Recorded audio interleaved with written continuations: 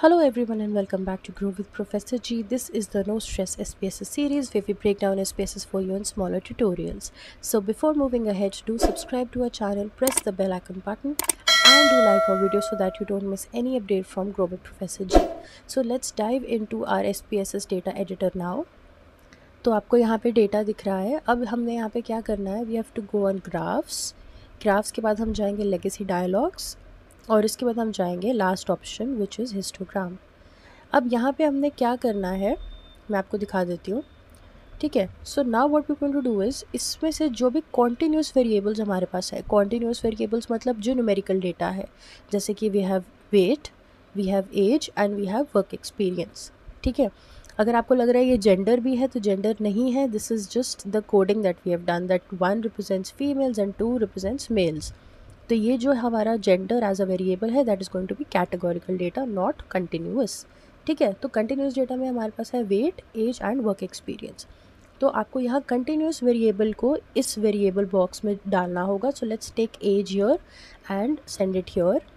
फिर आपको क्लिक करना है ऑन डिस्प्ले नॉर्मल कर्व, ये टिक होना चाहिए. ठीक है, then click on okay and this is your histogram for age. ठीक है, तो आपको यहाँ दिख रहा है कि ये नॉर्मल कर्व नहीं है, दिस लुक्स स्क्यूड है ना. और आपको यहाँ दिख रहा है n इज़ 46, जो हमारी टोटल नंबर ऑफ एम्प्लॉयज़ थे वो 46 है. Mean is given 45.54 is your mean age of the total employees and the standard deviation is 14.48 years. सारी इन्फॉर्मेशन आपको इस हिस्टोग्राम से यहाँ मिल गई है. ठीक है, ये तो हो गया जब हमारे पास एक कॉन्टीन्यूस वेरिएबल हो. अब हम क्या करेंगे, फिर से हम जाएंगे ग्राफ्स पे, लेगेसी डायलॉग्स पे, हिस्टोग्राम में जाएंगे और अब हम एक कैटेगोरिकल वेरिएबल को रोज़ में भेज देंगे. जैसे कि अगर हमने ले लिया जेंडर, यहाँ पे भेजने के बाद फिर से ओके पे क्लिक कर दीजिए and now you can see that we have 2 histograms here, क्योंकि हमारे पास 2 जेंडर है, female and male. So as per the gender they have made 2 different histograms. तो आपको यहाँ पे ये दिख रहा है ना.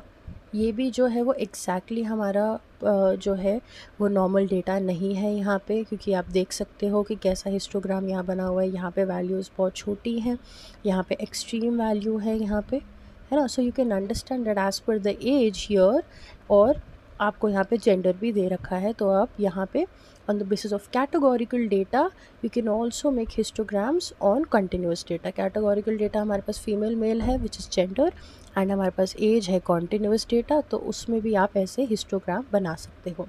So this is the end of this video. I hope you like this video. Keep watching our playlist. We're going to add more videos to this.